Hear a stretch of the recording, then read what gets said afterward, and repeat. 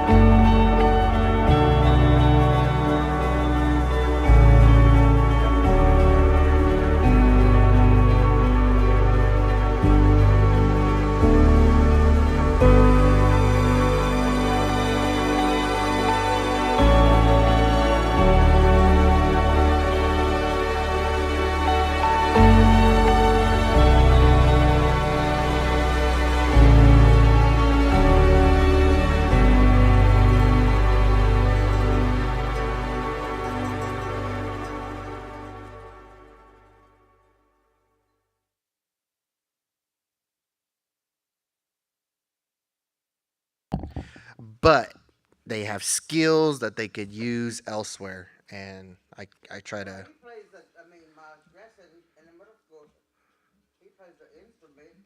He brings it home every day, but he plays the. I don't know what it is, but he plays it. He brings it home every every day. I mean, when he comes home from school. I said, how can you carry that thing back and forth? Could he just leave it in the class where your his class where he plays it? Yeah, they have to take it home and practice. So, welcome to everyone that's tuning in online. I know you guys could probably hear us earlier, but we're good now. I knew that you guys could hear us because the way I have it set up right now, it's like making sure that the audio is being sent to the stream, and so we have to make provision for that. So, um, let us know if you can't hear us. Let's see. I gotta bring it up first. Or if everything sounds good, all that good stuff. Housekeeping stuff, I guess. um, we're gonna be in chapter 2 of Timothy. Chapter 2 of Timothy. Oh, First Timothy, sorry. Chapter 2 of First Timothy. There's 2 letters to Timothy from Paul. We're going to be in this first one. We're going to bring up something that might be viewed as controversial out there in the world. But we know that the world is wrong. And that God is certain with his truths, with his teachings, with his instructions. And we have a little bit here from Paul. Picking up in chapter 8 or chapter 2, 1 Timothy, verse 8. It says, therefore, I want the men in every place to pray, lifting up holy hands without anger or argument. Also, the women are to dress themselves in modest clothing with decency and good sense, not with elaborate hairstyles, gold, pearls, or expensive apparel, but with good works, as is proper for women who affirm that they worship God. In A woman should learn in silence with full submission. I do not allow a woman to teach or have the authority over a man. Instead, she is to be silent. For Adam was created first, then Eve, and Adam was not deceived, but the woman was deceived and transgressed. But she will be saved through childbearing if she continues in faith, love, and holiness with good judgment. And then, so this is sandwiched in between 2 other passages, but overall, it's instruction for our different, we can call them genders. It's instruction for our different people, our different genders that are concrete. It's concrete evidence that God made us different for a reason, so that we could procreate. I know that might be a term that isn't familiar with the children, but I'm using it because us adults know that that's what why he made us different, to be able to do that. Now there are science things that are going on that are trying to, I guess, solve a problem that's not really there. But in the meantime, God created man, God created woman, and Paul here is laying out some different instruction for each of them, because we play different roles in the church. And so here we see where he's calling men. He says, I want the men in every place to pray, lifting up holy hands without anger or argument. Men are to be leaders in the church, and wherever they go, they're the ones that should be leading the prayer, the worship, that type of stuff. And he tags that on there, without anger or argument. One of the things that men tend to do is, how would you say that?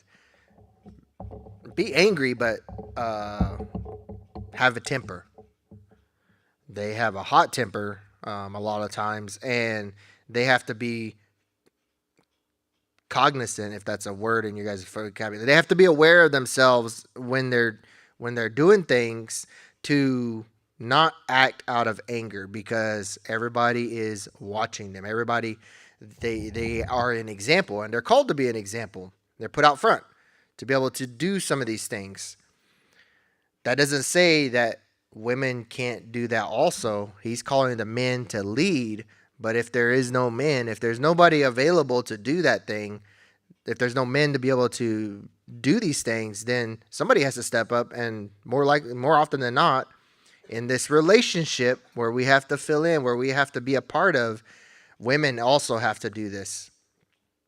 But he gives different instruction for the women, and not in that place. If you're going to be leading prayer, if you're going to be leading congregation, if you're going to be leading worship or any of that, those instructions still apply. But also, it says, also, verse 9, the women are to dress themselves in modest clothing, with decency and good sense, not with elaborate hairstyles, gold, pearls, or expensive apparel, but with good works, as is proper for women who affirm that they worship God. One of the keenest examples of this is highlighted in a really, really recent movie. And if you guys haven't watched that movie, sorry, I'm going to spoil just a little bit for you, okay? We see in Killers of the Flower Moon, when they went back and they was consulting with the Osage about their apparel, about what they were wearing during that time, because they tried to make it a time-specific piece. Even though the book was written just a few years ago about stuff that went on almost a century ago, they were able to go back and when they were recreating these scenes, they consulted people who knew how people wore then. And it was really, really cool, because there wasn't a whole lot of, even though there was money flowing through the Osage and everything that they were doing, they were still modest in a lot of their stuff, because it wasn't, not only was it not appropriate probably during that time to be wearing really, really skimpy bikinis and all the things that we are exposed to in this world, in this age, even then, with all that money, they wore apparel that what we would consider modest, these by today's standards. There wasn't a lot of skin shown. There wasn't a lot of things that were done up. In fact, they adopted a style when they were doing their weddings and coming of age ceremonies and all that, that actually had a lot of emphasis on clothing, on design, on decoration, on all of that stuff. But we see, okay, modest, that would be a good reference to a popular movie where you can see modest dress. But what he's warning against is not elaborate hairstyles, gold, pearls, expensive apparel. Because why would he warn against that? During these instructions, he's talking to the women. Why would he warn against that particular item, those particular things? What would be an answer to that? Anybody? Exactly. Because right here, when we're talking about the different roles, if the man is doing his thing, but he's angry. He's angry and he's yelling and he's doing all these, he's getting up there and he's leading worship or doing whatever. But he's doing it with a sense of anger. What are we more often than not going to notice about that? We're going to notice the attitude, maybe the chip on his shoulder, or just the words that are coming out of his mouth, right? They might not be words that we found in the scripture. He might be adding some stuff in there. Likewise, when the women are being noticed, we don't want to detract away from what God is trying to do in their lives or what they're trying to do for God with all these other things. Now, hairstyles, I'm not too sure that hairstyle would distract me, but if somebody was wearing gold, I noticed that. I notice that jewelry when it's being presented. And if there's an excessive amount, yeah, I'm be like, because gold's expensive. And I'll be like, oh, are they they got insurance on that stuff if they lose it. I try to get some protection on there. Or we see celebrities out with all their diamonds and everything. They have to walk around bodyguards, and I'd be noticing that because like, well, the bodyguard, he's paying attention over here. No, he's paying attention. It's not what we're supposed to be looking at. And likewise with the pearls and the expensive apparel. What's one thing that we notice as people these days? Because labels are a lot of things. We notice name brands. We notice Gucci. We notice, I don't even know the names. Nike. I notice Nike stuff, and Reebok, and what's the other one? The other soccer one. What's that other soccer one? Adidas. I have another name for Adidas, but I won't say it here. I notice those things because I myself want to match when I'm out, when I'm doing those things, when I'm trying to match all my clothing and everything. So I'll get distracted with, well, that guy's wearing a Adidas sweatpants with a Nike hoodie and Reebok tennis shoes. What in the world?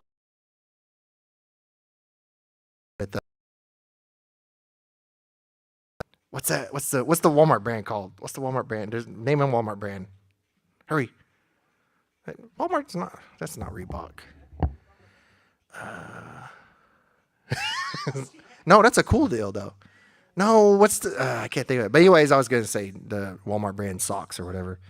All this stuff. But see, detraction away from what they're trying to do and what God is trying to do. But with good works, as is proper for women who affirm that they worship God. But this also goes for somebody, a man who worships God and is doing God's work, is that he should be recognized for doing those things instead of being angry or being divisive. They should be encouraging those good things. That's why we're made to be examples, and we should be examples as leaders when we're doing these things.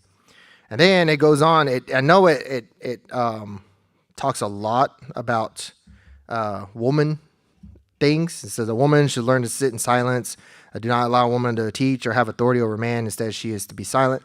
For Adam, and then there's a example displayed. It says, for Adam was created first, then Eve. But that's just to help support what he's talking about. And this goes for the overarching image of how Jesus is the head of the church and the church is the body, and how it should operate. Because men are put out there, the women need the support, and vice versa. Because the women are supporting and they have their roles, the men need to be out front. And that's what he's saying there when he says, for Adam was created first, then Eve, and all that. But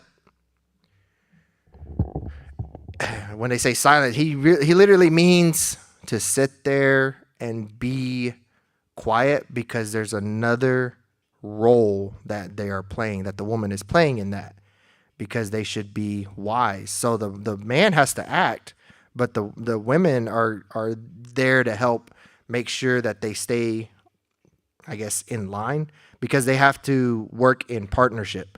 Just like Jesus is the head of the church, we also have to sit there. We have to be mindful that we're not in control of this, that God is in control. Jesus came to set us straight, and we have to listen.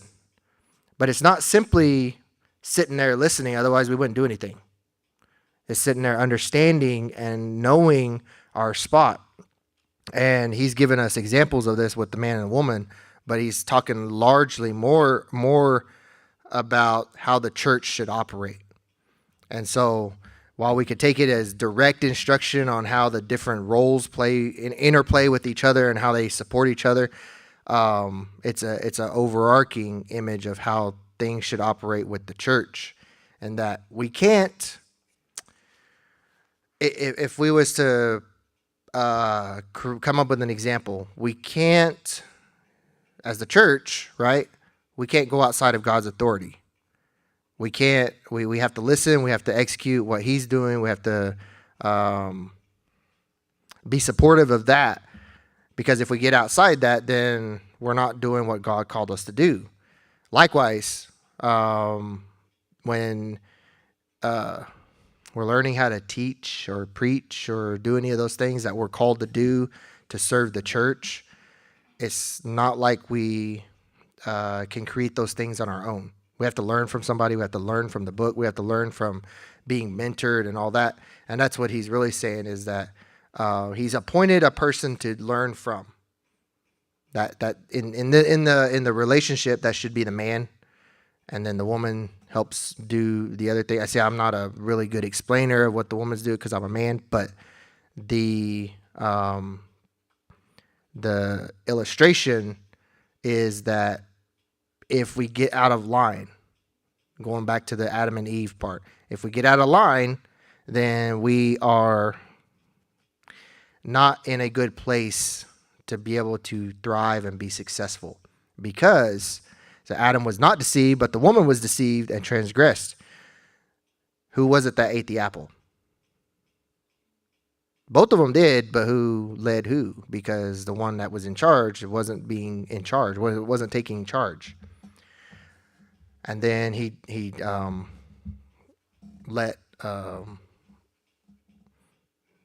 of the snake, and then had other things, other blessings, other things for us to then live by. And that's where the woman was supposed to carry the child. So, any questions? Oh, I didn't get to the other part. Any questions about what I said leading out was this is going to be controversial because people don't like to recognize the genders anymore, or they like to recognize like 15 different genders and all this kind of stuff. No, there's only 2, and they have defined roles when serving God. Any questions? It's found here in 1 Timothy chapter 2. But this is sandwiched in between 2 areas where there's also more instructions from Paul about how we are serving God. Not only are we supposed to keep those roles, but also in the first part, that constant communication. It talks about prayer, but more so about how we should be supporting our leadership. And then we get to the 2 gender roles.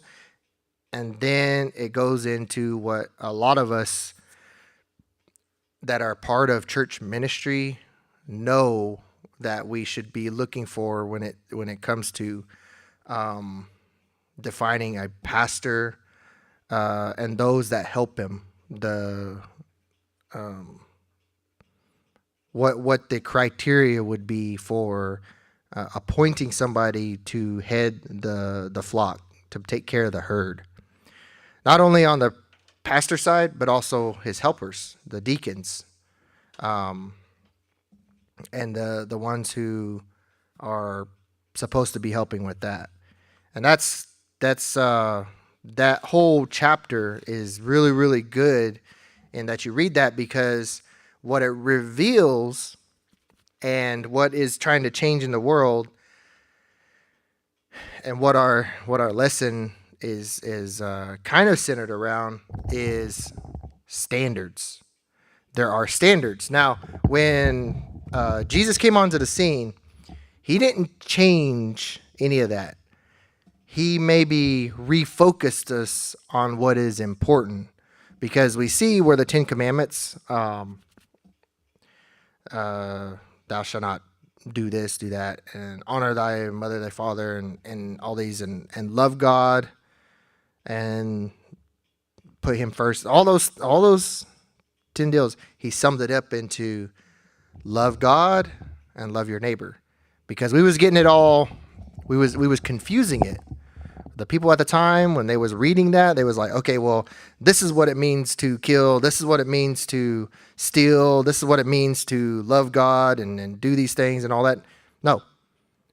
He got rid of all the It was like 600 and some actual laws that they had on the books, and then various interpretations of that. He got rid of all that because we were twisting it to fit us instead of us twisting ourselves to fit what God put out there. And that's where the standard comes from.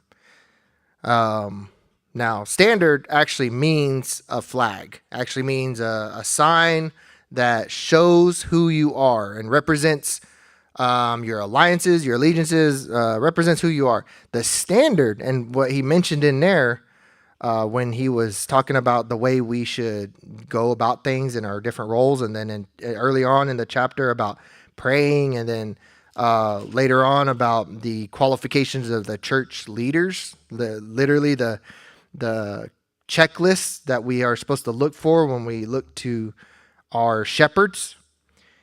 It's a standard. And that means that there's no wavering on that. The standard is there are two genders. There's no wavering on that. The standard is that we have to pray to be able to communicate to God. The standard is there have to be a certain set of criteria for us to appoint a church leader, a church deacon, any of those types of deals. And it's all in this much broader standard that we call the Bible. And that's where we have to learn from. That's where we have to get all of our instruction from. Obviously, it changes with time. The word doesn't change. The intent doesn't change. But how we apply that to when technology, because he's responsible for everything. I don't know if you guys understand that enough. God is in control of everything. So even that we've allowed technology to help us and do some of these things, it's because of God. It's because of him that these things are allowed to grow and allowed to flourish and allowed to help us, because he's still trying to help. He's still trying to get us on the right path. And that's a good thing. But it's a standard. There are standards in life. And the standard to be a Christian is to follow the Bible, to understand it, to try to apply it in our lives. The standard is that we couldn't do it ourselves. We couldn't live those things back in the day. Even today, there's a lot of people that struggle with living perfect, right? Trying to achieve that perfect life. And we can be at peace knowing that it's okay because he sent his son to die for us. Even though we're trying and doing all these things, we might not get it right, but that's okay because he sent his son to die for us. That's a standard. That's a standard of having faith in God, that he sent his son to die for us, to be able to pay for that, to be able to rectify that problem that we couldn't fix ourselves. It's a standard to know and believe that he died and he rose again on the third day. And that as long as we put our faith and love and trust in him, then we'll be all right. We'll be okay when that day that God calls us home, whether that's with the trumpet, as we know in Revelations and all that, or if we cease to exist on the earth as it is today in our lives. We'll be okay. That's the standard. That's what it means to have a standard. That's what it means to have that guideline, that requirement to be able to serve him. And so that's what the study really reflects, is that those are standards in life. Are there any questions? Any questions? Comments? Rude remarks? No? Not today? Oh yeah, I closed this out. All right. So for those of you online, we're going to go ahead and